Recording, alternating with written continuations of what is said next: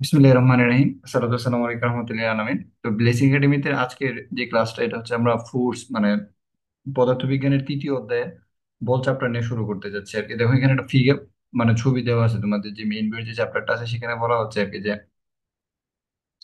বল প্রয়োগ করে south Asian গেমসে যে স্বর্ণ জয় জয় করছে আর কি, তার নাম হচ্ছে মাবিয়া আক্তার সীমান্ত আর কি। সে কি করছে, একটা ফোর্স প্রয়োগ করে একটা ভার উত্তোলন করছে। তো ডেফিনেটলি তুমি যদি কোনো কিছু একটা মানে মানে কোনো কিছুকে মানে উপরে তুলতে চাও বা কোনো কিছুর অবস্থান পরিবর্তন করতে চাও পৃথিবীর যে কোনো জিনিসে, ঠিক আছে, মানে যদি অবস্থান পরিবর্তন করতে চাও, এটা গতিশীল যদি কোনো কিছু থাকে, মনে করো এটা তোমার সামনে দিয়ে একটা গতিশীল সাইকেল যাচ্ছে, তুমি যদি এটাকে থামাইতে চাও তাহলে তোমাকে কি করতে হবে, বল প্রয়োগ করতে হবে। অথবা কোনো একটা স্থির সাইকেল আছে, এটাকে যদি তুমি চালাইতে চাই তাহলে তোমাকে কি করতে হবে, বল প্রয়োগ করতে হবে। বুঝতে পারছো?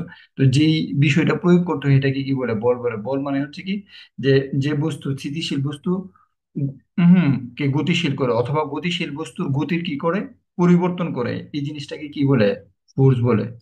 ঠিক না? ফোর্স জিনিসটার সাথে কি কানেক্টেড, দুইটা জিনিস কানেক্টেড। একটা হচ্ছে কি স্থিতিশীল বস্তুর দুইটা জিনিস কানেক্টেড, এই দুইটা জিনিস কি, একটা হচ্ছে স্থিতিশীল বস্তুকে কি করে, যেমন এটা স্থিতিশীল ছিল সেটা আলগি দিয়ে উপরে উঠছে, স্থিতিশীল বস্তুটাকে তোমার কি করবে, গতিশীল করবে। বুঝতে পারছো? আর যেটা গতিশীল থাকবে এটা কি করবে, ফোর্স প্রয়োগ করলে কি হবো, গতিশীল বস্তুর গতির দিক পরিবর্তন হবে। এটা গতিশীল বস্তুর কি হবে, গতিশীল যেটা এটার গতির দিক পরিবর্তন হবে। হ্যাঁ, কম হয়, গতির দিক পরিবর্তন হবে। ঠিক আছে, এটা হচ্ছে ফোর্সের একটা অন্যতম জিনিস আর কি। তোমরা ফোর্স সম্পর্কে জানো, এটা নিয়ে এত এত বেশি ইয়া করা দরকার নাই। তো এই ফোর্স মধ্যে যে দুইটা জিনিস আছে, একটা জিনিসের নাম হচ্ছে তোমার জড়তা। জড়তা জিনিসটা কি, প্রত্যেক পদার্থ যে অবস্থায় আছে চিরকাল সেই অবস্থায় থাকতে চাওয়ার যে প্রবণতা, এটাকে জড়তা বলে। যেমন এখানে একটা উদাহরণ দিচ্ছে, টেবিলের উপর একটা বই যদি তুমি রেখে দাও তাহলে সারা জীবন বইটা কি থাকবে, টেবিলের উপরে পড়ে থাকবে। যদি তুমি এটাকে না সরাও তাহলে সারা জীবন কোথায় পড়ে থাকবে, টেবিলের উপর পড়ে থাকবে, যদি তুমি কি করো, এটা না সরাও। বুঝছো কিনা? এটাকে কি বলে, জড়তা বলে। জড়তা মানে হচ্ছে ইনার্শিয়া। জড়তা জিনিসটার মানে কি, ইনার্শিয়া। আমাকে কি শুনতে পাচ্ছো? ফিজিক্স হচ্ছে বুঝার বিষয়, যত জি বুঝবা জি জি, শুনতে পারতেছি। যত বুঝবা তত কনসেপ্ট ক্লিয়ার হবে। ফিজিক্স কিন্তু মুখস্থ করার বিষয় না। প্রত্যেকটা বস্তু যে অবস্থায় আছে সেই অবস্থায় থাকতে চাওয়ার যে ধর্ম, সেটাকে কি বলে, জড়তা বলে। তো জড়তা। টেবিলের উপর যদি একটা বই পড়ে থাকে, কেউ যদি না নড়ায়, এটা কেমন পর্যন্ত বই পড়ে থাকবো, টেবিলের উপরে পড়ে থাকবো। বুঝতে পারছো? তো এটা জড়তা। তো যে বস্তুর ভর বেশি এটা জড়তা বেশি, যে বস্তুর ভর বেশি এটা কি, জড়তা। জড়তা বেশি। মানে এই জায়গায় এটা পড়ে থাকার প্রবণতাটা বেশি থাকবো। পাতলা হইলে তো এটা বাতাসে উড়ে যাবে সহজে, কিন্তু ভারী বস্তু এটা সহজে উড়ে না। জড়তার দুইটা প্রকার ভেদ আছে, একটা হচ্ছে কি, খেয়াল করো, একটা হচ্ছে স্থিতি জড়তা আর একটা হচ্ছে গতি জড়তা। এটা এই দুইটা থেকে অনুধাবনমূলক প্রশ্ন আসবে। বুঝতে পারছো? অনুধাবন, স্থিতি জড়তা এবং গতি জড়তার যে বিষয়টা, তো এটা তোমরা জানো। স্থিতি জড়তা মানে কি, খুবই সিম্পল। দেখো তোমরা উদাহরণটা বাস্তবে জানো, মানে এটা মানে মেট্রো ইয়া, রেলের উদাহরণটা সবচেয়ে বড় হ্যাঁ, উদাহরণ বলা হ্যাঁ, চলে। গতিশীল বস্তু চিরকাল, হুম, স্থিতিশীল বস্তু চিরকাল স্থির থাকার যে প্রবণতা তাকে কি বলে, হ্যাঁ, স্থিতি জড়তা বলে। যেমন তুমি একটা গাড়িতে বসে আছো, তো গাড়িতে বসে আছো মানে কি, তুমি স্থির অবস্থায় আছো। হঠাৎ করে গাড়ি যখন সামনের দিকে চলতে শুরু করবো তখন তুমি কি পিছনের দিকে কি দিবা, ধাক্কা মারবা। হঠাৎ করে গাড়ি যখন চলতে শুরু করছে তুমি কি করছো, পিছনের দিকে ধাক্কা দিছো, তুমি ছিলে স্থির। তো স্থির জড়তার কারণে তুমি কি করছো, গাড়ি গেছে সামনের দিকে, তুমি গেছো কোন দিকে, পিছনের দিকে। এটা কি স্থিতি জড়তার উদাহরণ। আর গতি জড়তার উদাহরণ কি, গতিশীল বস্তু চিরকাল সমবেগে গতিশীল থাকার যে প্রবণতা, এটাকে কি বলে, গতি জড়তা বলে। এটা একটা বাস্তব উদাহরণ কি, আমরা যখন কখনো বাসে বা সিএনজিতে ওইটা বসি, ঠিক আছে, হঠাৎ করে যখন গাড়িটা ব্রেক ধরে, আগে ছিল কি গতিশীল, স্থিতি জড়তার মধ্যে আগে ছিল হচ্ছে স্থিতিশীল, স্থিতি জড়তার মধ্যে আগে কি ছিল, স্থিতিশীল থাকবো। বুঝতে পারছো? স্থিতিশীল থাকবো। তুমি যখন চলতে শুরু করছো তখন সে কি করছে, হ্যাঁ, তুমি যখন চলতে, স্থিতিশীল, হ্যাঁ, তুমি যখন চলতে শুরু করছো তখন তখন সে কি হয়েছে, যে পিছনের দিকে গেছো। আর গতিজ জড়তায় আগে গতিশীল ছিল, এটা গতিশীল বস্তু। তুমি একটা রানিং সিএনজিতে বসে রয়েছো, গতিশীল চলতেছে, হঠাৎ করে ব্রেক ধরছে, তুমি কি করবা, সামনের দিকে ঝুঁকে পড়বা, দেখবে নাক মুখ ছিটকে যেতেছে গা, পুরে সেরা, এরকম হতে পারে। চলন্ত গাড়ি হঠাৎ, এটা মাঝে মাঝে আমার হয়, হঠাৎ করে ব্রেক ধরলে সামনের দিকে ঝুঁকে মনে হয় আরেকজনের উপর পড়ে যেতেছে। তো এটা হচ্ছে গতি জড়তার উদাহরণ। তো স্থিতি জড়তা, গতি জড়তা, জড়তা, এই জিনিসটা বুঝতে পারছো কিনা, নাকি কোনো কনফিউশন আছে? কার মধ্যে কি কোনো কনফিউশন আছে এই জিনিসটা বুঝতে? না স্যার। না ওকে। ভাই। হ্যাঁ, এরপর আসো, এরপর এটা যদি কনফিউশন থাকে ক্লাসের সাথে সাথে বুঝে ফেলবে। কারণ আমাদের 40 মিনিটের বেশি ক্লাস হতো না, টেনশন করার কোনো কারণ নেই। উপরে যে তিনটা জিনিস পড়েছে তিনটাই পরীক্ষাতে আসছে। এখন আসে হচ্ছে বল। বল মানে কি? আমি প্রথমে বলের সংজ্ঞাটা পড়াই নিছি ক্লাস শুরুতে, যে কোন একটা বস্তু স্থিতিশীল আছে। বুঝতে পারছো? ওই যে সাইকেল দিয়ে যে উদাহরণটা দিলাম, যে কোনো বস্তুর উপর ক্রিয়া করে গতিশীল করতে চাই। মনে করো আমি একটা সাইকেল দাঁড়ানো আছে, তো আমি সাইকেলটার পেট তুলে চাপ দিলে কি হবে? এটা গতিশীল হইব। ক্রিয়া করে গতিশীল করতে চাই। অথবা এটা চলন্ত সাইকেল, আমি এখানে কি করলাম? ব্রেক চাপো, তো এটা কি হইবো? থামবো। অথবা আমি ডান দিকে ঘুরামো অথবা বাম দিকে ঘুরামো। এই যে জিনিসটা করতে চাইতেছি, এই জিনিসটা কি? স্থির বস্তুর উপর ক্রিয়া করে, মানে ক্রিয়া মানে কি? কাজ করে গতিশীল করা, অথবা গতিশীল বস্তুর উপর কাজ করে ক্রিয়া করে গতির পরিবর্তন করাটাকে কি বলে? বল বলে। খুবই সুন্দর একটা সংজ্ঞা লেখছে এখানে, যেভাবে লেখছে পরীক্ষার খাতায় এইভাবে লাগবে। এটা থেকে জ্ঞানমূলক প্রশ্ন আসতে পারে। বলকে সূচিত করা হয় এর দ্বারা। বল একটা ভেক্টর রাশি। কেন? বলের মধ্যে দুইটা দিক আছে, তুমি বলটাকে বাম দিকে প্রয়োগ করতেছো নাকি ডান দিকে প্রয়োগ করতেছো, সামনে প্রয়োগ করতেছো নাকি পিছনে প্রয়োগ করতেছো, এটা খুবই ইম্পর্টেন্ট। এখন তোমার সামনে একটা ফ্রেন্ড আছে, আমি যদি তাকে পিছন দিয়ে ধাক্কা দিই, সে সামনের দিকে পড়ে যাবে। বুঝতে পারতেছো? তাকে যদি পিছনের দিকে টান্দা ধরি, তাহলে সে পিছনে চলে আসবে। বাম দিকে ধাক্কা দিলে বামে পড়বে, ডান দিকে ধাক্কা দিলে ডানে পড়বে। ব্যাপারটা হচ্ছে এরকম। বুঝছো? এই জন্য ডিরেকশনটা অনেক বেশি ইম্পর্টেন্ট। ঠিক আছে? তো বলের এই ডিরেকশন নিয়ে অনেক কাহিনী হইব, এটা এই বইয়ে না, এটা হচ্ছে তোমাদের ইন্টারভিউ কিছুটা হইব, তারপরে হচ্ছে ইউনিভার্সিটিতে গেলে অনেক বেশি পড়তে পারবে যে কোন দিকে যাইতেছে। এবং সবচেয়ে বেশি পড়বা যখন ইলেকট্রিক্যাল, ইলেকট্রনিক ইঞ্জিনিয়ারিং পড়বা বা এরকম সাবজেক্টে যখন পড়াশোনা করবে, তখন প্র্যাকটিক্যালি বুঝতে পারবে যে এই ডিরেকশন আসলে কত বড় গুরুত্বপূর্ণ জিনিস। বলকে প্রকাশ করা হয় কি দিয়া? কেজি মিটার ইনভার্স টু দিয়ে। কেন? এটা কিভাবে কেজি মিটার ইনভার্স টু আছে? এফ ইজ ইকুয়াল টু হচ্ছে এম এ। বুঝতে পারছো? এমটা মানে কি? এম মানে হচ্ছে ভর। এমটাকে প্রকাশ করা হচ্ছে কি? ভর মানে হচ্ছে এই যে এম যে ভরটা, এম যে ভরটা, এই এম যে ভর, এটাকে প্রকাশ করা হচ্ছে কেজি দিয়ে। আর এ হচ্ছে ত্বরণ। ত্বরণের একক কি জানো? ওই যে মানে ত্বরণের একক করে আসছিল, এই যে ত্বরণ এটারে প্রকাশ করা হয় কি দিয়া?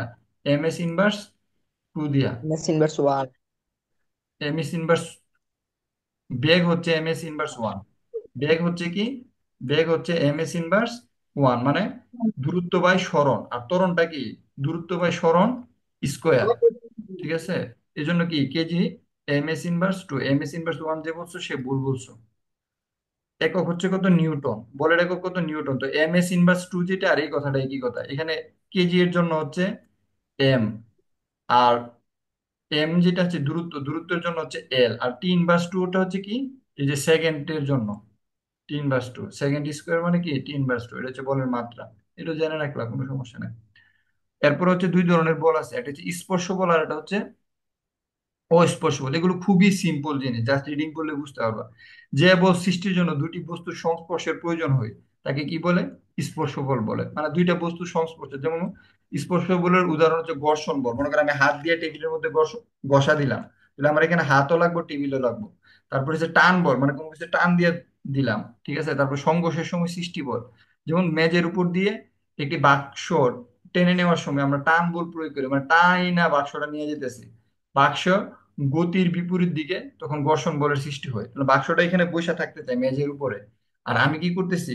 মানে আমার যে এই ফ্লোর আছে, ফ্লোরের উপরে মানে বাক্সটা আছে, তো আমি টাই না এটা নিয়ে যেতে চেষ্টা করতেছি। সুতরাং এটা কি? এটা স্পর্শ বল। আর অস্পর্শ বল কি? মানে দুইটা বস্তুর মধ্যে মানে প্রত্যক্ষ স্পর্শ ছাড়াই। এখানে একটা বস্তু থাকবো, যেমন চার্জ Q1, এখানে একটা চার্জ থাকবো, এটা থেকে M2 দূরত্বে, সরি M1, আর দূরত্বে আরেকটা চার্জ থাকবো, যে চার্জটা হচ্ছে তোমার কি? Q2। আর একটা চার্জ থাকবে হচ্ছে কি? Q2 আর দূরত্বে। এই দুইটা চার্জের মধ্যে কি নাই? এই দুইটা চার্জের মধ্যে হচ্ছে কোনো সম্পর্ক নাই। বুঝতে পারতেছো? এই দুইটা চার্জের মধ্যে কোনো কি নাই, যে এই দুইটা চার্জের মধ্যে কোনো সম্পর্ক বা কানেকশন, মানে ইয়া নাই আর কি, স্পর্শ করে নাই, একজন আরেকজনের সাথে কি নাই? স্পর্শ অবস্থায় নাই। সম্পর্ক বলতে আমি যে জিনিসটা বুঝাইতেছি, যে এই দুইটা চার্জ পরস্পর কি করতেছে? একটা আরেকটা আকর্ষণ করতেছে, বাট এদের মধ্যে কি নাই? স্পর্শ নাই। যে জিনিসটা বুঝাইতে যাচ্ছে এটা হচ্ছে যে আচ্ছা, এটা এটা না, এখানে এটা দিয়ে কি কাজ করে না, এটা দিয়ে, এটা দিয়ে আমি যেটা চাইতেছি এটা হইতেছে।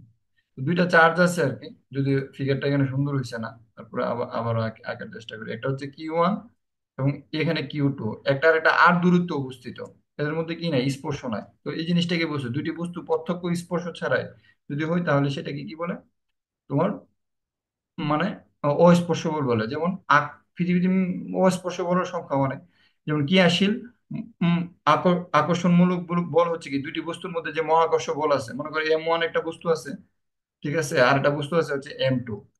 তো এই দুইটা বস্তু কি মনে করো ডি দূরত্ব অবস্থিত, তাহলে এদের এদের মধ্যে যে বলটা আর কি, মহাকর্ষ বল, এরা পরস্পর পরস্পর কি করতেছে, আকর্ষণ করতেছে। তো এটা হচ্ছে কি একটা, মানে অস্পর্শ বল বা দুইটা আহিত বস্তুর মধ্যে তড়িৎ বল, যেটা যেমন এটা দেখাইছে Q1 Q2, এটা হচ্ছে আহিত বস্তুর মধ্যে দুইটা চুম্বক মেরুর মধ্যে। হ্যাঁ, মানে কি এদিকে একটা তুমি নর্থ পোল রাখছো, উত্তর মেরু, আর এদিকে রাখছো কি দক্ষিণ মেরু, মাঝখানে ফাঁকা আছে, কিন্তু এদের মধ্যে কি আছে, পরস্পরের মধ্যে একটা বল আছে। এটা কি একটা, এটা হচ্ছে তোমার অস্পর্শ বলের উদাহরণ। তারপর হচ্ছে তোমার সাম্য বল। সাম্য বল হচ্ছে কোনো বস্তুর উপর একাধিক বল ক্রিয়া করলে লব্ধি যদি শূন্য হয় তাকে কি বলে, সাম্য বল বলে। এটা সবচেয়ে সহজ উদাহরণ হচ্ছে, এখানে তোমার একটা ফ্রেন্ড আছে, এই ফ্রেন্ডটার উপরে মনে করে এর এদিকে কয়েকজন টানতেছে, এদিকে তারা বাইন্দা আর কি, এদিকে একজন টানতেছে, বুঝতে পারতেছো? তারপরে মনে করো উল্টা আবার এদিকে একজন টানতেছে তারে, আবার এদিকে একজন টানতেছে, বুঝতে পারছো তো? মানে চারজন তারে কোন দিকে টানতেছে, সমান এবং বিপরীত বলে কি করতেছে, চারদিকে টানতেছে, তাহলে সে কোন দিকে যাইবো? হুম, সে মাঝখানে থাকবে, সে লড়বে না। লড়বে না, মাঝখানে থাকবে, মানে চারজন চারদিকে সমানভাবে বিপরীত ভাবে টানতেছে, এটা হচ্ছে সাম্য বল। আর অসাম্য বল কি তা, যদি এরকম হইতো আর কি, যে এখানে একটা ফ্রেন্ড আছে, তো এই ফ্রেন্ডরা কি করতেছে, ফ্রেন্ডরা এটা এখানে একার পরে এদিক দিয়ে মনে করো হেরে দুইজনে টানতেছে, এদিকে মনে করো দুইজনে টানতেছে, মনে করো এখানে F1 আর F2 বলে দুইজনে এদিকে টানতেছে, আর আরেকজনে মনে করো তার এই দিক দিয়ে টানতেছে, S3 বলে। তাহলে এটা কি ইমব্যালেন্স, মনে করো সে কি ওই যে দুইজন একদিকে টানতেছে সে ওইদিকে কি সরে যাইব, তখন এটা কি অসাম্য বল। তাহলে সাম্য বলের লব্ধিটা কি হয়, শূন্য হবে। আর অসাম্য বলের ক্ষেত্রে কি হবে, ঠিক আছে, বল প্রয়োগ করলে এই লব্ধিটা শূন্য হইতো না, একটা একটা নির্দিষ্ট দিকে কি করে যাবে, সরে যাবে, তখন এটা কি বলে, অসাম্য বল বলে। তারপরে বলছে ভরবেগ। বস্তুর ভর ও বেগের গুণফলকে কি বলে, ভরবেগ বলে। বস্তুর ভর যদি M হয়, বেগ যদি পি হয়, তাহলে ভরবেগ পি ইজ ইকুয়াল টু কত, MV। তাহলে এম এর একক কি, এম এর একক হচ্ছে বড় হাতের এম, খেয়াল করো, কেজি, এম এর একক হচ্ছে কেজি। আর বেগের একক কি, ওই যে একটু আগে বলছিলাম বেগের একক, বেগের একক হচ্ছে মিটার ইনভার্স ওয়ান। তাহলে ভরবেগের একক কি, কেজি মিটার ইনভার্স ওয়ান। ভরবেগের মাত্রা কি, ML টি ইনভার্স। আশা করি বুঝতে পারছে, কারো কোনো সমস্যা নাই। তারপর আসলে এটা একটু ডিটেলস দেখি, যে সাম্যবল কি বলছে। কোন বস্তু, এটা তো এখন তোমার হচ্ছে সংজ্ঞাটা কাজে লাগবে, এত বেশি ডিটেলস লাগবে না। ইন্টারের বই এই সাম্যবল নিয়ে, ইন্টারের হায়ার ম্যাথের মধ্যে এই সাম্যবলের উপর একটা চ্যাপ্টারই আছে, যে বল সামনের দিকে টান দিলে কি হইব, বাম দিকে টান দিলে কি হইব, ডানে টান দিলে কি হইব। এই টান মানে কি, টি is equal two M1 × M2 দিয়ে বিশাল বড় কাহিনীটা এনে আছে, এত কিছু বোঝার দরকার নাই। তোমরা এই কনসেপ্টটা বোঝার চেষ্টা করো। তো সাম্যবল কি একটু আগে আমরা বুঝাই দিছি, একদম দুইটা ফ্রেন্ডে ধরে টানাটানি করে। তারপর আবার একটু রিডিং করি। কোন বস্তুর উপর একাধিক বল ক্রিয়া করলে লব্ধি যদি শূন্য হয় তাকে সাম্য বল বলে। কিভাবে বুঝাইছে, যেমন এখানে একটা বস্তু আছে, এটা টান, এই টান বলটা হচ্ছে উপর, এত বাঁকা হইতেছে কেন, আর আমি এটা দিয়ে আঁকি, কারণ এটা দিয়ে আঁকলে বেশি, হ্যাঁ, যে টান বলটা হচ্ছে উপরের দিকে, দেখো টান বলটা হচ্ছে উপরের দিকে, ঠিক আছে। একই পরিমাণ বল, ওজন, ওজন বলটা হচ্ছে নিচের দিকে, টিটা হচ্ছে উপরের দিকে, আর ডাব্লিউটা হচ্ছে কি, ঠিক আছে। দেখো ওজন খাড়া নিচের দিকে কাজ করতেছে ডাব্লিউ, আর এটার টান বলটা কি করতেছে, উপরের দিকে কাজ করতেছে। এখানে একটা চিহ্ন দিয়ে দিলে আর একটু সুন্দর হতো, টান, টি, এই টিটা কি কাজ করতেছে হচ্ছে উপরের দিকে। তাহলে দুইটা যেহেতু পরস্পর পরস্পরের কি বিপরীত দিকে, এখানে দুটি বল সমান এবং বিপরীতমুখী হয়, এটা কি করে দিছে, নিষ্ক্রিয় করে দিয়েছে, যার কারণে লব্ধিটা কি হয়েছে, শূন্য হয়েছে, সাম্য অবস্থার সৃষ্টি করছে। আর এখানে অসাম্য বলটা কি, খেয়াল করো, যে যখন একাধিক বল কোন বস্তুর উপর ক্রিয়া করে লব্ধির মান ও দিক থাকে, তখন ওদেরকে অসাম্য বলবো। যদি এক পাশে টেনে সুতাটাকে ছেড়ে দেওয়া হয় আর কি, সুতার টানটা হচ্ছে টি, হ্যাঁ, ওজন হচ্ছে ডাব্লিউ, এ কি সরল রেখায় থাকবে না, ফলে সাম্য অবস্থা থাকবে না। এখানে যেটা ব্যালেন্স অবস্থা থাকবে, যেমন এখানে যাওয়ার কারণে এই ব্যালেন্সিংটা নষ্ট হয়ে যাবে, ঠিক আছে। কারণ এখানে গিয়ে টানটার পরিমাণ এক ধরনের থাকবে, এখানে গিয়ে টানটার পরিমাণ এটা অন্যভাবে বুঝাইছে আর কি, এত কঠিন করে বোঝার দরকার নাই। সহজ করে এটা বলছে আর কি, যদি এটা মাঝ বরাবর থাকতো তাহলে ব্যালেন্স অবস্থায় থাকবে, যেহেতু এটা টান দিয়ে ঘুরাই ফেলছে, মানে সরাই ফেলছে, এদিকে নিয়ে গেছে, আবার এটাকে এদিকে নিয়ে যেতেছে, ফলে সাম্যাবস্থার যে ব্যালেন্স লেভেলটা, সাম্যাবস্থা মানে যে ব্যালেন্স, এই ব্যালেন্সটা আর থাকবে না, যে অসাম্যাবস্থার সৃষ্টি করবে আর কি। এই জিনিসটা একটা বুঝাইছে, নো প্রবলেম, কোনো সমস্যা নাই। তো আমরা জানি যে একটা জিনিস যদি, মনে করো এটা যদি এই বরাবর সোজা আছে এই জন্য টান, কিন্তু এই যেটা যদি আমি এখান থেকে যদি বলটাকে টান দিয়ে না এখানে আনতাম, এখানে টান দিয়ে এখানে নিয়ে আসছি, ঠিক আছে, তো এখানে কি ওজনটা কিন্তু কম। এই বরাবর যদি থাকতো বলটা, খেয়াল করো আগে যেরকম ছিল, মানে বলটা এই বরাবর যদি থাকতো, ঠিক আছে, মিডলে, বলটা যদি মিডলে থাকতো তাহলে এই ওজনটা এদিকে নিচের দিকে বেশি থাকতো। কিন্তু এখন ওজনটা কমে গেছে, এখানে ওজনটা একটু বেশি, এখানে ওজনটা একটু কম, কারণ এটা একটু উপরের দিকে উঠে গেছে, আর এখানে টানের পরিমাণটা কি বেশি, মানে এখানে টি গ্রেটার দেন ডাব্লিউ, আর এখানে টি আর ডাব্লিউ কি সমান, মানে বিপরীতমুখী টানটা হচ্ছে একটা আরেকটার কি সমান, বাট বিপরীতমুখী, এই জন্য মাইনাস চিহ্ন। আর এখানে কি হইব, টিটা ডাব্লিউর থেকে বেশি, এই টানটা, টান বলটা হচ্ছে উপরের দিকে, আর ডাব্লিউটা কোন দিকে, নিচের দিকে, টি গ্রেটার দেন বেশি, এটা হচ্ছে অসাম্য বলের ক্ষেত্রে, মানে এই উদাহরণটার ক্ষেত্রে আর কি। আচ্ছা, এরপরের স্লাইডটা, এখানে সাম্য বল এবং অসাম্য বলের মধ্যে এটা ইয়া বলছে আর কি, তো সংজ্ঞাটা আমরা একটু আগে বলছি, যে কোনো বস্তুর উপর লব্ধি শূন্য হইব, আর এখানে কি হইব, লব্ধির একটা মান থাকবে এবং দিক থাকবো, এখানে মানও থাকবো, লব্ধির মানও থাকবো এবং দিক থাকবো, বলের মান আছে দিক আছে স্বাভাবিক, আর লব্ধি যেহেতু শূন্য হয়েছে, এখানে বলের মান শূন্য হয়ে গেছে, দিকও নাই। দুটি বল ক্রিয়া করলে একে অপরের বিপরীত দিকে ক্রিয়া করতে হবে, আর এখানে কি করতে হবে, দুটি বল ক্রিয়া করলে একটা আরেকটার অসমান হইতে হবে, মানে একটা আরেকটার চেয়ে বেশি হইতে হবে, দেখাচ্ছি যে একটু আগে, টি গ্রেটার দেন ডাব্লিউ, টি থেকে, টি এর মানটা ডাব্লিউ থেকে বেশি। হ্যাঁ, এবং স্থির বস্তু স্থির থাকবে এবং চলন্ত বস্তু একইভাবে চলতে থাকবে, যদি স্থির থাকে স্থির থাকবে, চলন্ত ভাবে চলতে থাকবে। স্থির বস্তু বড় বলের দিকে চলা শুরু করবে, স্বাভাবিক ব্যাপার, যে বলটা বড়, দুইটা বস্তু আছে দেখো, মনে করো এখানে আরিশা আছে, তো আরিশার মধ্যে মনে করো আমি একদিকে টানতাছি, স্বাভাবিক, মনে করো এখানে আছে আমি এর ধরে এদিকে টানতাছি, আর বুঝতে পারছো, আর এদিকে হচ্ছে খুব পিচ্ছি হচ্ছে না হিয়ান উড়ে এদিকে ধরে টানতাছে, তাহলে কি হইবো, স্থির অবস্থায় ছিল, সে কি করবে, সে আমার দিকে চলে আসবে, যেহেতু আমি অনেক বেশি শক্তিশালী। বুঝতে পারতেছে, নাইন নাইনের দিকে ওইভাবে যাইবো না, কেন যাবো না, কারণ তার শক্তি হচ্ছে কম আর কি। তাহলে স্থির বস্তু যদি আচ্ছা থাকে তার ভাইয়া, বরফ যদি কি হবে? দুইটা শক্তি যদি সমান মানে সমান হয় তাহলে কি এটা মাঝখানে অবস্থান করবে? হ্যাঁ, তো এটাই তো সাম্য বল, মাঝখানে অবস্থান করবে, একটু আগে যে শুরুতে বুঝাইলাম। হুম। আচ্ছা, তো সাম্যভাব। হুম, তখন লব্ধিটা কি হবে, শূন্য থাকবো, তখন সে মিডিলে অবস্থান করবে, যখন দুইজন সমান বলে টানতে থাকবে, মনে করো একটা F1 বলে টানছে এদিকে, আর এটা কি সমান বল F2 তে টানছে কি এদিকে, এখানে F1 আর F2 কি পরস্পর সমান, বাট কি বিপরীতমুখী, F1 মাইনাস F2, শেষ। তো দেখো এখানে এটার মধ্যে কি থাকে, ত্বরণ থাকে না, এটার মধ্যে কি থাকবে, ত্বরণ থাকবে। বুঝতে পারছো, যেহেতু সাম্য বল, বলের মান যেহেতু শূন্য, এখানে খেয়াল করো এফ ইকুয়াল টু কত, এফ এর মানটা হচ্ছে জিরো। বুঝতে পারছো, তাহলে এখানে যে জিনিসটা, যদি এখানে ত্বরণ থাকবে না আর কি, যেহেতু লব্ধি বলটা শূন্য হয়ে থাকবে, সো এখানে লব্ধি বল যেহেতু শূন্য থাকবে আর কি, টোটাল সামেশন বল আর কি, এটা শূন্য থাকবে, তাহলে এখানে ভরবেগ ইয়ার পরিবর্তন হবে না, বেগেরও পরিবর্তন হবে না, ডিরেকশনের পরিবর্তনের ত্বরণটা শূন্য থাকবে, আর এটা যদি এটা নির্দিষ্ট দিকে যাবে, যেহেতু সে আমার দিকে চলে আসতেছে, সুতরাং তার কি থাকবে, এটা নির্দিষ্ট ত্বরণ থাকবে। বুঝতে পারছো, এগুলো নিয়ে আসলে অঙ্ক ওইভাবে আসবে না, টেনশন করার কোনো কথা নাই। এখন আসলে মৌলিক বল, মৌলিক বলটা আসলে ওইভাবে ডিটেলস পড়ায় না, কিন্তু এটা থেকে এটা একটু দাগে রাখো। আর কয় মিনিট আছে, আর 20 মিনিট পড়াবো, মানে ক্লাস 40 মিনিটই নেবো, এর বেশি নেবো না প্রতিদিন, সো সিরিয়াসলি ইয়া করবো আর কি। তো যে জিনিসটা বলতেছিলাম আর কি, যে মৌলিক বল, মৌলিক বলের ক্ষেত্রে যে সকল বল অকৃত্রিম বা অন্য কোনো বল থেকে উৎপন্ন হয় না, বা অন্য সকল বলের সাথে, হ্যাঁ, মানে এটি হচ্ছে একদম ইউনিক আর কি, যেটা থেকে আমরা বুঝছিলাম না যে মৌলিক ধাতু, মৌলিক ধাতু বলতে আমরা কি পড়ছিলাম, মৌলিক ধাতু বলতে পড়তেছিলাম যে যে যে ধাতু অন্য সকল ধাতু থেকে উৎপন্ন হয় না, তাকে কি বলে, মৌলিক ধাতু বলে।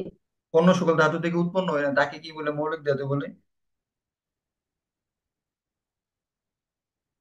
হম হম, বুঝতে পারছো, তো যে সকল ধাতু অন্য কোনো ধাতু থেকে উৎপন্ন হয় না, তখন তাদেরকে কি বলে, মৌলিক ধাতু বলে, ডেফিনিট। তো এখানে মৌলিক বল কি বলবো, যে বলগুলো অন্য কোনো বল থেকে উৎপন্ন হয়েছে না, তাদেরকে কি বল বলবো, মৌলিক বল বলবো, স্বাভাবিক না, মানে এটা নিয়ে তো আর কনফিউশন হওয়ার কোনো ব্যাপার নাই। তো পৃথিবীতে যে বল আছে, এই বলটাকে চারটা ভাগে ভাগ করছে, ঠিক আছে, যে বলগুলো হচ্ছে নিজস্ব বল। এই চারটা বল কি, একটা হচ্ছে মহাকর্ষ বল, আর একটা হচ্ছে তাড়িত চুম্বক বল, আর একটা হচ্ছে সবল নিউক্লিয় বল, আর একটা হচ্ছে দুর্বল নিউক্লিয় বল। তোমাদের এখানে এত বেশি ডিটেলস জানা লাগবে না, কিন্তু এটা নিয়ে মনে রাখো যে মেডিকেল ভর্তি পরীক্ষা এখান থেকে একটা কোশ্চেন আসবে 100% কনফার্ম, মেডিকেল এডমিশন টেস্টে। বুঝছো, কি কি কোশ্চেনটা আসতে পারে, যে কোন বলটার ক্ষমতা বেশি, কোনটা কেমনে হইতাছে, এটা কেডা কার মধ্যে হইতাছে, এই টাইপের আর কি। মেডিকেল এডমিশন টেস্টে এখান থেকে একটা কোশ্চেন আসে, এটা 100% কনফার্ম, যে কোন বলটা সবচেয়ে বেশি ক্ষমতাশীল, কোনটা কম ক্ষমতাশীল, কোনটার রেঞ্জ কত, কোনটার পাল্লা কত, কোনটার কি হয়েছে না হয়েছে, ধুম কি দাম কি, এরকম বহু কাহিনী নিয়ে আর কি। তো এরকম টাইপের কোশ্চেন দেবে, এত ডিটেলস তোমাদের বই লেখা নাই, তাহলে এত ডিটেলস শিক্ষা মাথা পচায় লাভ নাই। তো আমি সিম্পল ভাবে বুঝাই দিই। মহাকর্ষ বল কি, এটা তোমরা সবাই জানো। মহাবিশ্বের একটা বস্তু কণার নাম হচ্ছে M1, আর একটা বস্তু কণার নাম কি, M2। তাহলে এই দুইটা বল পরস্পর যে বলে কি করবে, আকর্ষণ করে, তাকে কি বলে, মহাকর্ষ বল বলে। তো একটু পরে তোমরা পড়বা এফ এফ সমানুপাতিক M1 × M2 বাই কত, মনে করো এরা ডি দূরত্বে অবস্থান করছে, তাহলে কি লিখবে, এফ সমানুপাতিক M1 × M2 বাই D²। পরস্পর যে বলে আকর্ষণ করে, মহাবিশ্বের যে কোনো দুটি বস্তু কণা পরস্পর যে বলে আকর্ষণ করে তাকে কি বলে, মহাকর্ষ বল বলে। তাহলে আমি যদি সমানুপাতিক ধ্রুবকটাকে উঠাই দিই, তাহলে কি F = G M1 × M2 by D²। বুঝতে পারছো, যেটা হচ্ছে মহাকর্ষীয় ধ্রুবক। তো মহাবিশ্বের যে কোনো দুটি বস্তু কণার মধ্যে যে আকর্ষণ বল, তাকে কি বল বলে, একটু রেসপন্স করো বন্ধুরা। হ্যালো। জি মহাকর্ষ বলেন। বল। মহাকর্ষ বল বলে, খুবই সিম্পল, এটা হচ্ছে মহাকর্ষ বল বলে। এখন আসো, তাড়িত চুম্বক বল কাকে বলে, আমি কনসেপ্টটা বুঝি, তারপরে একটু মেন বই দেখাবো। মেন বইটা কেন দেখাবো একটু বলবো, কেন দেখা যায়। দুটি আহিত কণার মধ্যে একে অপরের মধ্যে যে আকর্ষণ এবং বিকর্ষণ বল, তাকে কি বলে, তাড়িত চুম্বক বল বলে। দেখো, দুইটা আহিত কণা, মনে করে এখানে তো এটা আঁকছে না, আমি নিজে এঁকে দিলাই তোমাদেরকে। একটা হচ্ছে Q1 চার্জ, আর একটা হচ্ছে Q2 চার্জ। দুইটা চার্জ কি, একটা হচ্ছে Q1 আর একটা Q2। এদের মধ্যে যে মধ্যবর্তী দূরত্ব, এটা হচ্ছে R। এদের মধ্যে মধ্যবর্তী দূরত্বটা কত, আর R। তো এদের মধ্যে মধ্যবর্তী দূরত্ব যদি R হয়, তাহলে এদের মধ্যে যে আকর্ষণ বলে, এর সমানুপাতিক কি হইব, Q1 × Q2 বাই কি, R²। R²। হ্যাঁ, এটা হচ্ছে কি, এটা পড়বা, এটা হচ্ছে আমরা যখন স্থির তড়িৎ পড়বো, তখন এটা দিয়ে আমরা অনেক অঙ্ক করাবো। এটা এমনি গেলে কেমনে হইবো, ডানে গেলে বামে কি হইবো, দূরত্ব কম হইলে কি হইবো, বেশি হইলে কি হইবো, প্লাস দিলে কি হইবো, মাইনাস দিলে কি হইবো, বহুত কিছু করবো। তারই তো চুম্বক বল নিয়ে আমাদের একটা চ্যাপ্টারই আছে, যে স্থির তড়িতের মধ্যে আমরা এটা আরো ডিটেলস পড়বো। তো এটা মনে রাখো, যে এই তাড়িত চুম্বক বলটা তোমাদের পরীক্ষায় যেটা আইবো, এটা কার কার মধ্যে আকর্ষণ বল, এটা কি তানজিবুল আর আদিলের মধ্যে আকর্ষণ বল, নাকি দুইটা আহিত কণার মধ্যে আকর্ষণ বল, দুইটা কার আহিত মধ্যে, কণার মধ্যে। দুইটা দুইটি চার্জিত আহিত কণা, কণার মধ্যে। দুইটা চার্জিত কণার মধ্যে আকর্ষণ করে, এটা কিন্তু বুঝতে হবে যে এটা কার মধ্যে হইতেছে। এটা যদি না বুঝো, তাহলে কিন্তু ফেস লাগিয়ে দেবে। চলতেছে দুইটা, আর দুইটা চার্জিত কণা, আহিত কণার একটা নাম হচ্ছে চার্জিত কণা। কি, চার্জিত কণা। তো আহিত এখানে কণা ও এই চার্জিত কণা। সমানুপাতিক ধ্রুবকটাকে উঠে ফেলা যায়, উপাদানটা কি দিয়ে উঠানো যায়, কে দিয়া রিপ্লেসমেন্ট করা যায়, Q1 × Q2, বা যারা টেনে আসো ওরা বুঝবা। কে দিয়ে বুঝবে, কে মানে কি, কে মানে হচ্ছে 1/4 পাই এফসাইলন নট। এই 1/4 পাই এফসাইলন নট হচ্ছে কে, এই কে এর মানটা কত, 9 × 10⁻⁹ নিউটন মিটার স্কোয়ার, এরকম একটা মান আছে। বুঝতে পারছো, যে এইগুলো হচ্ছে যারা বড় ক্লাসে গেছে এটা। এরপরে আসে সবল নিউক্লিয় বল, এটা পড়াইছি ক্লাস ইয়াতে। একদম সিম্পলি বোঝার চেষ্টা করো, কঠিন করো না। পরমাণু নিউক্লিয়াসের মধ্যে উপাদান সমূহ একত্রে আবদ্ধ রেখে যে শক্তিশালী বল ব্যবহার তৈরি করা হয়, তাকে সবল নিউক্লিয় বল বলে। যেমন একটু কদিন আগে একটা যুদ্ধ শুরু হয়েছিল, যুদ্ধ হয়েছে ইন্ডিয়া এবং কার বালতিক। মধ্যে, কার কার মধ্যে যুদ্ধ শুরু হয়েছিল, তাদের ইন্ডিয়া বলতে পারবেন। পাকিস্তান। হ্যাঁ, ইন্ডিয়া পাকিস্তানের মধ্যে একটা যুদ্ধ শুরু হয়েছিল, ঠিক আছে। তো এই যুদ্ধটা যে শুরু হয়েছিল, তো এর মধ্যে এরা পরস্পর ইন্ডিয়া পরস্পরকে কি দিয়ে হুমকি দিতেছিল, এরা পরস্পর পরস্পরকে কি দিয়ে হুমকি দিতেছিল, আমার পারমাণবিক বোমা। পারমাণবিক ডেফিনেটলি বোমা দিয়ে। পারমাণবিক বোমা। এই যে এইটাই হচ্ছে সবল নিউক্লিয় বলে, এটা হচ্ছে পারমাণবিক নিউক্লিয়াসে। দেখো, পরমাণু নিউক্লিয়াসে নিউক্লিয় উপাদান সমূহ একত্রে আবদ্ধ রেখে যে শক্তিশালী বল তৈরি করে, মানে একটা বোমা তৈরি করবো, এই বোমার মধ্যে কি করবো, এই নিউক্লিয়াসের উপাদান সমূহ কি করব, একসাথে আবদ্ধ রেখে কি করব, একটা বিশাল বড় বোমা তৈরি করে ফেলবো। তাহলে এই সবচেয়ে শক্তিশালী বল কোনটা, সবল সবল নিউক্লিয়। নিউক্লিয় বল। সবল নিউক্লিয় এরকম এরা কি করবে, দেখবে যে বিভিন্ন ধরনের ক্ষেপণাস্ত্র বানাইতেছিল এরকম টাইপের। ঠিক আছে, এই এই এই মুখটা হচ্ছে চুপকা, তারপরে এরকম দিয়ে সেটা বানাইতেছিল। তারপরে বেলিস্টিক ক্ষেপণাস্ত্র, নাম শুনছো কিনা, এরা বেলিস্টিক ক্ষেপণাস্ত্র, এটার মধ্যে কি করছে, পরমাণু নিউক্লিয়াসের উপাদানগুলোকে কি করছে, একসাথে করছে।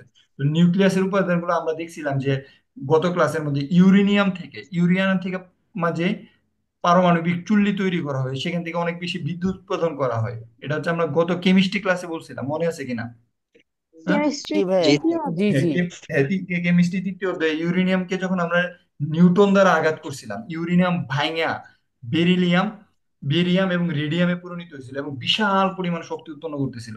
ঠিক আছে, এই সবল বলটা তৈরি করার জন্য এটা অন্যতম ধাতুর নাম হচ্ছে ইউরেনিয়াম। ইউরেনিয়ামের 235 সম্ভবত যেটার ভর, সে কি করে এটাতে কাজ করে আর কি, এই সবল নিউক্লিয় বল তৈরি করার জন্য। তাহলে সবল নিউক্লিয় বলটা কোথায়? পরমাণুর নিউক্লিয়াসের উপাদানগুলোকে একসাথে করে সবল নিউক্লিয় বল তৈরি করা হয়। বুঝতে পারছো কিনা? হ্যাঁ। জি স্যার। জি স্যার। আচ্ছা, এরপরে যে জিনিসটা হচ্ছে যে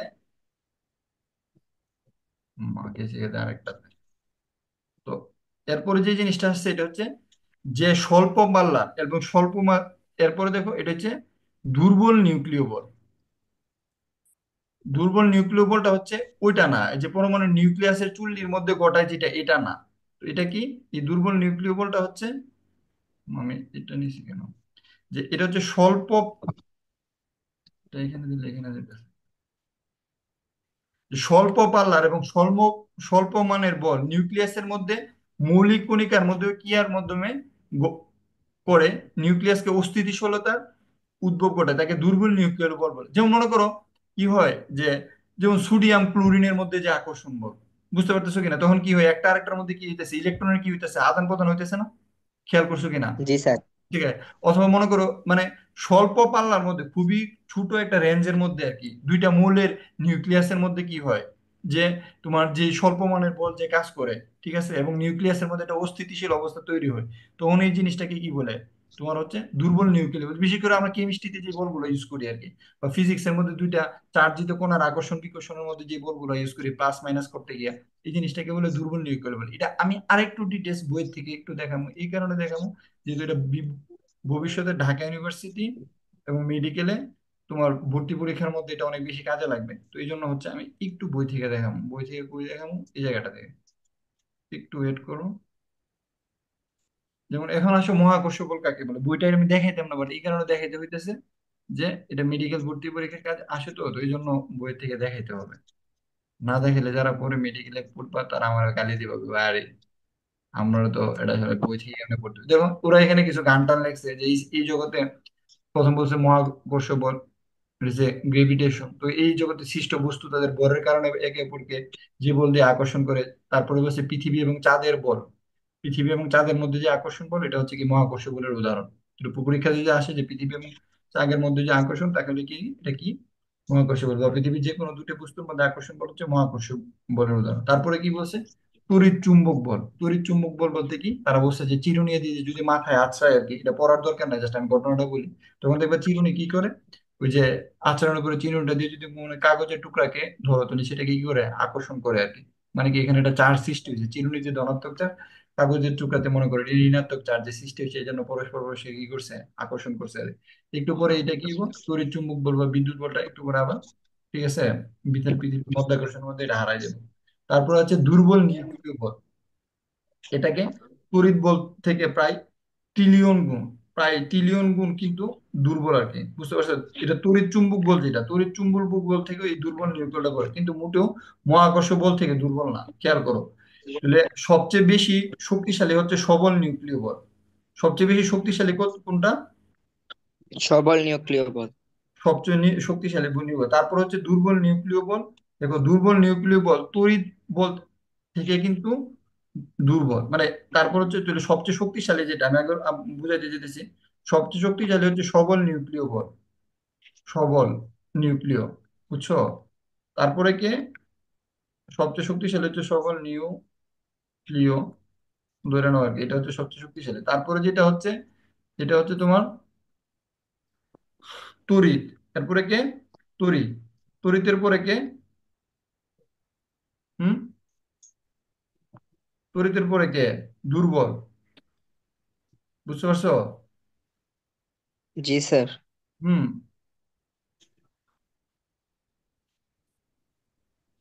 কিন্তু সবচেয়ে দুর্বল কে? মহাকর্ষ বল। সবচেয়ে দুর্বল কে? মহাকর্ষ বল।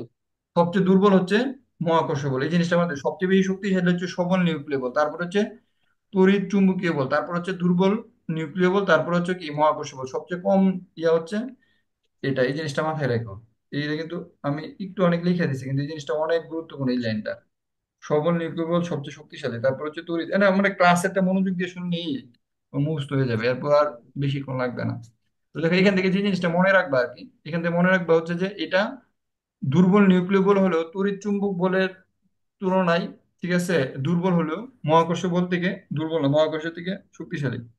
এই রেঞ্জটা ইম্পর্টেন্ট, যে জিনিসটা পড়ানোর জন্য আসলে এখানে আনছি, মানে পরীক্ষার মধ্যে এটা দেওয়া রাখছে, তো একটু শিখলেও একটু লাভ হইব, এই জন্য আসলে এটা আনছি এখানে। একটু দেখো, এই দুর্বল নিউক্লিয় বলটা কাজ করে কতটুকু দূরত্বে? 10⁻⁻8 দূরত্বে। কতটুকু দূরত্বে? 10⁻8। 10⁻⁸ মিটার দূরত্বে কাজ করে। তো এই দুর্বল নিউক্লিয় গুলো আছে তেজস্ক্রিয় বিক্রিয়ার ফলে কি কি রশ্মি, তেজস্ক্রিয় বিক্রিয়ায় বিটা রশ্মি বা ইলেকট্রন নির্গত হয়। কি নির্গত হয়? ইলেকট্রন নির্গত হয়। ইলেকট্রন নির্গত হয়। মনে করি এখানে একটা বস্তু আছে আর কি, তো এটা থেকে কি হইতেছে, মনে করি এটা দুর্বল নিউক্লিয় বলের ফলে মানে তেজস্ক্রিয় বিক্রিয়া ঘটে। তেজস্ক্রিয় বিক্রিয়াতে মানে মানে তেজস্ক্রিয় বিক্রিয়া হচ্ছে একটা স্বতঃস্ফূর্ত বিক্রিয়া। কি বিক্রিয়া? স্বতঃস্ফূর্ত বিক্রিয়া। তেজস্ক্রিয় রশ্মির প্রভাবে আর কি, এটা থেকে আলফা বিটা ঘামা রশ্মি নির্গত হয়।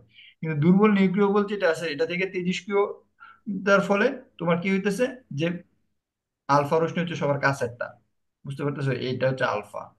আর এরপরে যেটা যায় এটা হচ্ছে বিটা। এটা হচ্ছে তোমার বিটা। বিটা মানে হচ্ছে ইলেকট্রন। আর যেটা একবার সোজা স্ট্রিটলি যায় এটা হচ্ছে গামা। এটা হচ্ছে অনেক শক্তিশালী, এই যে গামা।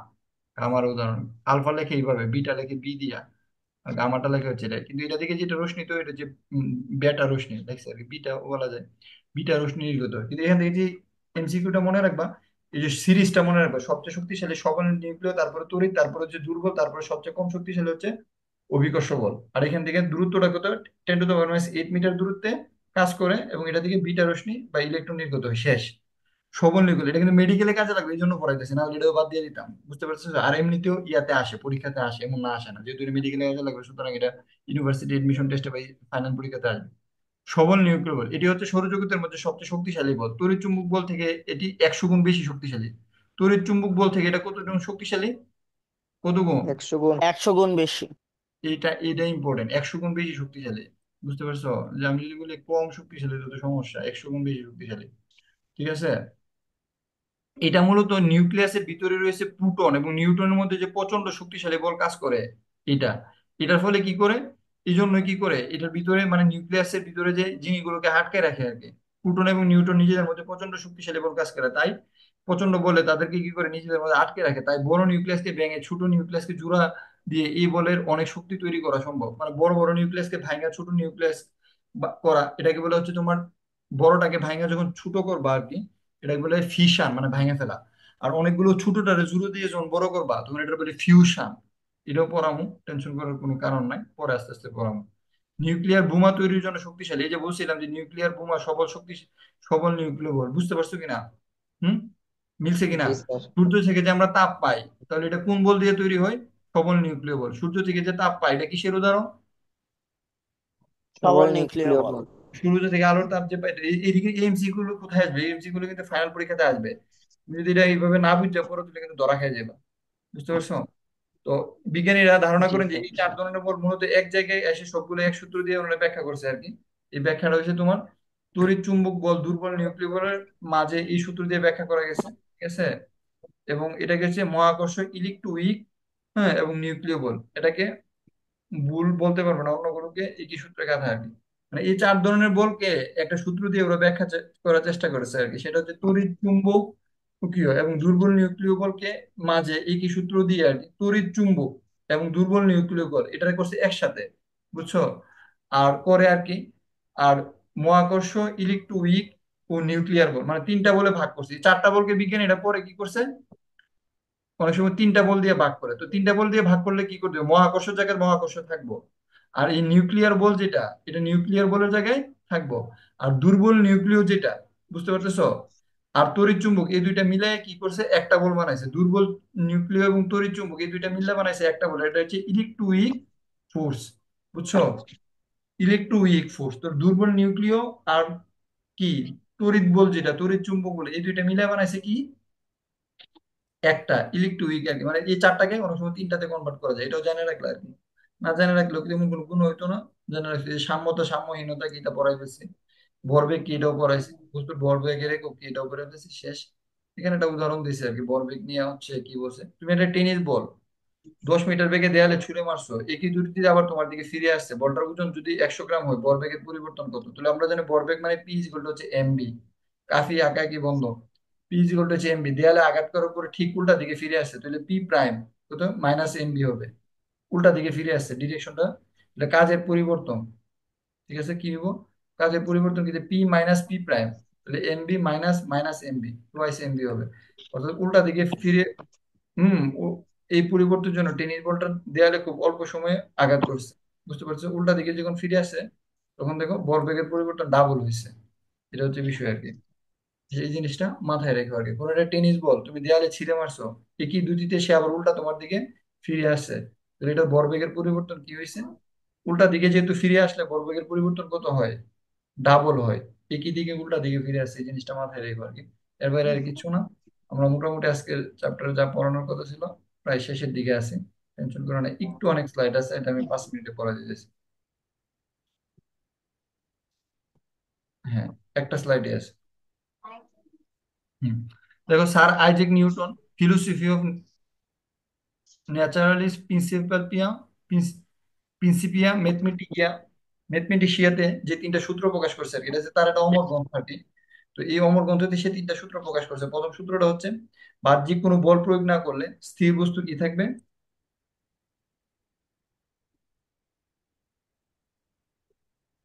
তো ফোন থেকে জয়েন করার কারণে দাগ পড়ছে, আচ্ছা যে কারণে দাগ পড়ুক, আসলে আমি শেষ করে ফেলছি ক্লাস, একটু ওয়েট করো। কারেন্ট স্লাইড, ওকে। সে কি বলছে, বাহ্যিক কোনো বল প্রয়োগ যদি আমরা না করি আর কি, তাহলে যে জিনিসটা হবে আর কি, সেটা হচ্ছে যে স্থির বস্তু চিরকাল স্থির থাকবে এবং গতিশীল বস্তু কি করবে, সুষম গতিতে চলতে থাকবে। এই সংজ্ঞাটাকে বলে জড়তা এবং বলের নির্দেশক সূত্র। এটা অনেক সময় পরীক্ষাতে আসে এমসিকিউ হিসেবে। যে প্রথম সূত্রটাকে কি বলে, বাহ্যিক কোনো বল প্রয়োগ না করলে স্থির বস্তু সারা জীবন স্থির থাকবে এবং গতিশীল বস্তু যেমন পৃথিবী ঘুরতেছে আজীবন ঘুরতে থাকবে যদি কিয়ামত না হয়, এরকম আর কি, যদি মাঝখানে কোনো ফোর্স অ্যাপ্লাই না করা হয়। তাহলে এই সূত্রটাকে কি বলে, জড়তা এবং বলের সংজ্ঞা নির্দেশক সূত্র কি বলে। জড়তা এবং বলের সংজ্ঞা নির্দেশক সূত্র। দ্বিতীয় সূত্রটা কি, ভরবেগের পরিবর্তনের হার প্রযুক্ত বলের সমানুপাতিক। আমি যদি ভরবেগে যে পরিবর্তনটা হবে এটা হচ্ছে প্রযুক্ত বল এফ যদি প্রয়োগ করি আর কি, এম ভরের কোনো একটা বস্তুর উপর আর কি, তাহলে যে পরিবর্তনের হারটা হবে, ত্বরণ যেটা হবে, এটা F is equal to M a. বল যেদিকে ক্রিয়া করে ভরবেগের পরিবর্তন কি সেদিকে ঘটবে। আমি যদি কাফিকে সামনের দিকে ধাক্কা দিই সে সামনে যাইবে, যদি পিছনের দিকে টান্দা ধরি সে পিছনে আসবে। তারপর এটাকে বলতেছে কি, বলের পরিমাপ এবং বলের প্রকৃতি নির্দেশক সূত্র কি বলে এটাকে, বলের পরিমাপ এবং প্রকৃতি নির্দেশক সূত্র। আর তৃতীয় সূত্রটা কি, প্রতিক্রিয়ার এটা সমান বিপরীত প্রতিক্রিয়া আছে, এটা কোন ঝড়িক আয়াত আছে, বুঝতে পারতেছো। তুমি যদি যা দিতে চাও তার একটা বিপরীত রিয়াকশন তোমাকে কি করতে হবে, খাইতে হবে, এটা হচ্ছে এফ মাইনাস এফ, বুঝছো। এই জিনিসটা আছে আর কি। এখন আসলে এই রিলেটেড আমরা কি পড়বো, এই রিলেটেড জাস্ট আমরা অঙ্ক শিখবো, যেহেতু এখানে সূত্র দেওয়া আছে, এর বাইরে আর তেমন কিছু দেওয়া নাই। সো আমরা হচ্ছে এই রিলেটেড অঙ্কগুলো কিভাবে করবো জাস্ট এটাই দেখাবে, এখানে আর স্লাইডে নাই, এই রিলেটেড অঙ্কগুলো আছে। আমি 27-এ ক্লাস শুরু করছিলাম, 7 মিনিটে শেষ করে দেয়। যেমন এখানে দেখো যে প্রথম সূত্রটাতে কি আছে, একক টেকক নাই, দ্বিতীয় সূত্রটাতেও নাই। দেখো প্রথম সূত্রটাতে ফোর্স যদি শূন্য হয়, স্থির বস্তু স্থির থাকবে, গতিশীল বস্তু গতিশীল থাকবে, ইউ ইজ ইকুয়াল টু হচ্ছে বি। খেয়াল করো, ইউ ইজ ইকুয়াল টু হচ্ছে কি এখানে বি, মানে ফোর্স যদি জিরো হয় তাহলে স্থির থাকলে স্থির, গতিশীল থাকলে গতিশীল, ইউ ইজ ইকুয়াল টু হচ্ছে বি। আর হচ্ছে F is equal to M, এটা তো বুঝছো, আর এফ ইজ ইকুয়াল টু এত মাইনাস এফ। এখন গতির সূত্রের প্রতিপাদনটা আর কি, এম্বরের কোনো একটা বস্তু আদি বেগ নিয়ে চলতেছে আর কি, এম্বরের এফ হচ্ছে সমবল, টি সময় ধরে চলতেছে আর কি, ঠিক আছে। তো টি সময় ধরে যদি চলে আর কি, টি সময় পরে, শুরুতে তো বেগ ছিল ইউ, টি সময় পরে এটার বেগ কত হইব বি, টি সময় পরে বেগটা কত হবে বি। তো বেগ টি সময় পরে বস্তুর বেগ হচ্ছে বি, তাহলে বস্তুর আদি আদি বেগ আদি ভরবেগ কি, ভরবেগ মানে কি, ভর ইন্টু বেগ, ভরবেগ মানে কি ভর ইন্টু বেগ, ভরের সাথে কি বেগের গুণ, তাহলে আদি ভরবেগ কি, আদি বেগ কত ইউ, তাহলে আদি ভরবেগ কি এম ইউ, শেষ ভরবেগ কি এম বি। টি সময়ে ভরবেগের পরিবর্তনটা কি হইব, শেষটা তো হয়েছে বি, তাহলে এম বি পরিবর্তন হইব, আগেরটা হচ্ছে এম বি শেষেরটা, আর এম ইউ মানে কি শুরুরটা, এটা হচ্ছে শেষটা, আর এটা কি শুরু আদি। ঠিক আছে, তাহলে একক সময়ে ভরবেগের পরিবর্তনের হার, মানে একক সময়ে কথা হতো ভরবেগের পরিবর্তনের হার টি, তাহলে কি হইব, এখানে এম কমন নিচে টি দিয়ে ভাগ করছে। তাহলে একক সময়ে ভরবেগের পরিবর্তনের হারকে কি বলে, বল বলে। এফ সমানুপাতিক এফ, এখান থেকে কি করছে, এই যে এখানে এই জায়গাটা থেকে এ এর মান বসাই, ত্বরণের মান is equal to M A is equal to হচ্ছে এই সমানুপাতিকটা উঠাই দিয়েছে কে এফ, কে হচ্ছে একটা ধ্রুবক, কে দিয়ে মানে 1 নিউটন ধরছে আর কি, এখানে কে এর মান 1 ধরছে, বল F F is equal to M a, just অতটুকু। 1 নিউটন বল 1 কেজি ভরের কোনো বস্তুর উপর প্রযুক্ত করে 1 মিটার ত্বরণ সৃষ্টি করলে তাকে কি বলে? 1 নিউটন বলে। এই সংজ্ঞাটা এখান থেকে নিয়ে আসে, খুবই সিম্পল, কোনো কঠিন কিছু না। F=m এ। এখন তোমাদের পরীক্ষার মধ্যে কি আসবে? এই যে m এর মান দেওয়া আছে এত, তারপর ত্বরণ দেওয়া আছে, f এর মান বের করতে বলেছে, তাহলে F=কত, m এ বের করে ফেলবা, শেষ। তারপর এখানে কি দেওয়া আছে? m দেওয়া আছে ইলেকট্রনের উপর, তারপর দেওয়া আছে f দেওয়া আছে, তারপর কি দেওয়া আছে? এত বল, এত না, এত সেকেন্ড ধরে কি করছে, কাজ করছে, এখানে টাইম দেওয়া আছে। ঠিক আছে। তো এখান থেকে কি বলছে ইলেকট্রনের, মানে এখান থেকে প্রথমে কি বের করতে হবে? যেহেতু ভর দেওয়া আছে, এফ দেওয়া আছে, এম দেওয়া আছে, এখান থেকে বের করতে হবে যে ত্বরণ। ত্বরণটা কি বের করবে? এই যে ত্বরণ কি বের করছে। তারপর কি ইলেকট্রনের বেগ কত বের করতে বলছে, বেগ বের করার জন্য B=U+AT। তো আদি বেগ তো শূন্য, এর মান বসেবা, টি এর মান বসেবা, এখানে শেষ বেগের মান বের করবা, খুবই সিম্পল। তারপর দেখো একটি বালক 50 নিউটন বল দ্বারা 16 কেজি বড় বস্তু একটা ধাক্কা দিয়েছে, ত্বরণ কত হইব? বল দেওয়া আছে, ভর দেওয়া আছে, ত্বরণ বের করতে বলছে, খুবই সহজ। এফ দেওয়া আছে, এম দেওয়া আছে, এখান থেকে ত্বরণ F=m এ, এ সমান সমান করতে এত, মানে মুখে মুখে 1 মিনিটে আনসার করতে পারবো। দেখো এখানে একটা কোশ্চেন দিছে, এত বেগে চলন্ত, মানে বেগ দেওয়া আছে বি, এত বেগে চলন্ত একটা বস্তুর বেগ তোমার কি আছে, দেওয়া আছে। যে এত বেগে চলন্ত বস্তুর বেগ হচ্ছে তোমার দেওয়া আছে, মানে এত বেগে চলন্ত, মানে এখানে হচ্ছে আদি বেগ দেওয়া আছে ইউ, হচ্ছে ইউ, আদি বেগ চলন্ত একটা বস্তু শুরুতে হচ্ছে 5 মিটার, ভর কত, এম দেওয়া আছে, তারপরে কি বলছে 5 সেকেন্ডে, এটা হচ্ছে টি, 5 সেকেন্ড পরে সময় হচ্ছে এত, আর শেষ বেগ কত হয়েছে, বি হচ্ছে শেষ বেগ 30 মিটার। তাহলে A=B - U/T, এটা তোমরা ছোটবেলাতে পড়েছো। এখান থেকে তোমরা কি বের করছো? ত্বরণটা বের করছো, জাস্ট ত্বরণ বের করছো, খুবই সিম্পল। বস্তুর উপর প্রযুক্ত বলের মান কত, তো এখান থেকে কি করে F=ma, সূত্র দিয়ে এই ত্বরণ বের করছো হচ্ছে এই জায়গাটা থেকে ইউ বি। তুমি যদি কোথাও এ সমান সমান, তো তুমি ছোটবেলা পড়ে এসো এর আগের চ্যাপ্টারে, B - U/T, বি এর মান আছে 30, ইউ এর মান হচ্ছে 5, টি এর মান কত দেওয়া আছে 5, এখান থেকে দিয়ে সেটা টিমু সহজে বের করে 25/5 মিটার। তাহলে আর এখান থেকে বলছে কি প্রযুক্ত বল এফ এর মান বের করতে বলছে, ভর তো দেওয়া হয়েছে, F=m এ দিয়ে বের করে নেবে, শেষ। খুবই সিম্পল, মুখে মুখে করতে পারবো আর কি। নিউটনের প্রথম সূত্র থেকে দ্বিতীয় সূত্র প্রতিপাদন করো।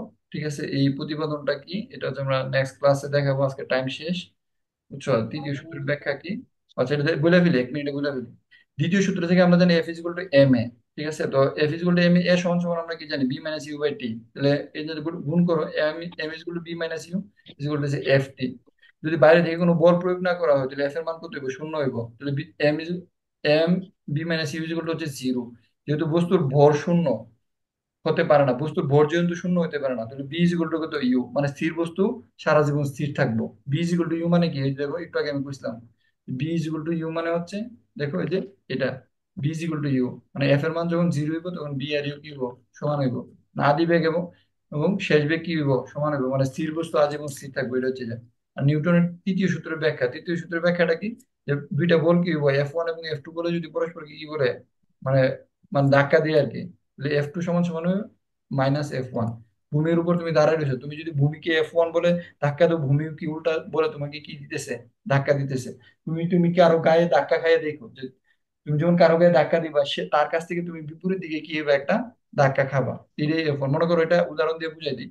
এখানে একটা ছোট বই আছে, মানে একটা বড় বই আছে, তো এই বড় বইটার একটা ছোট বই দিয়ে জুড়ে গিয়ে একটা ধাক্কা দিবা, দিলে দেখবে এটা একটা বাড়ি খায়া, এই ছোট বইটা আছে না, একটা বাড়ি খায়া কি আইবো, পিছনের দিকে আইবো। তুমি মনে করো F1 বলে ধাক্কা দিছো, তুমি যে কোনো একটা বস্তুতে তুমি দূরে গিয়ে ধাক্কা খাইবা, দূর গিয়ে ধাক্কা খাইবা, ধাক্কা খাইলে কি হইব, তুমি উল্টা একটা ধাক্কা খাইয়া কি হইবা, পিছনের দিকে ফিরে আসবা। এই যে F2 বলে পিছনের দিকে ফিরে আসবা, এবং এটা কি সমান এবং কি বিপরীতমুখী। এই জিনিসটা এখানে বুঝাইছে আর কি তৃতীয় সূত্রের মধ্যে, এর বাইরে আর কিছু না। এরপর হচ্ছে ভরবেগ, ভরবেগ নিয়ে যে অঙ্ক আছে এটা আমরা নেক্সট ক্লাসে করবো। কারো কি কোনো কোশ্চেন আছে? যদি না থাকে তাহলে ক্লাসটা এখানেই শেষ। আহ না ভাই, তেমন স্যার কোনো কোশ্চেন নাই ভাই। বলো, তানজিমুল বলো। স্যার ইংলিশ ক্লাস হইব? হ্যাঁ, স্যার এরপরে আর কি কোনো ক্লাস হইব? না আজকে আর ক্লাস হবে না, এখন থেকে জাস্ট এইভাবে ক্লাস হবে, মানে ওই ওই ক্লাসগুলো এইভাবে হবে আর কি, মানে 40 মিনিট ক্লাস হবে। 3 দিনের জায়গায় প্রয়োজনে 4 দিন হবে বা 5 দিন হবে, এটা সমস্যা নেই, ক্লাস 40 মিনিটের বেশি হবে না, বা 50 মিনিট হবে আর কি, 50 মিনিট ক্লাস হবে বা এরকম। আর কোনো ক্লাস হবে না, একটা ক্লাসই হবে। হ্যালো, মানে একটা ক্লাস ঠিক দিয়ে আছে। ফিজিক্স, কেমিস্ট্রি, ইংলিশ, বাংলা যা আছে সব হচ্ছে জি এইভাবে জি, পড়ানো বুঝতে হবে আর পারছি। কি। ঠিক আছে তাহলে, হ্যাঁ, সবাইকে আল্লাহ হাফেজ। আমি স্লাইড গুলো জি স্যার। গ্রুপে দিয়ে দেবো। আসসালামু আলাইকুম ভাইয়া।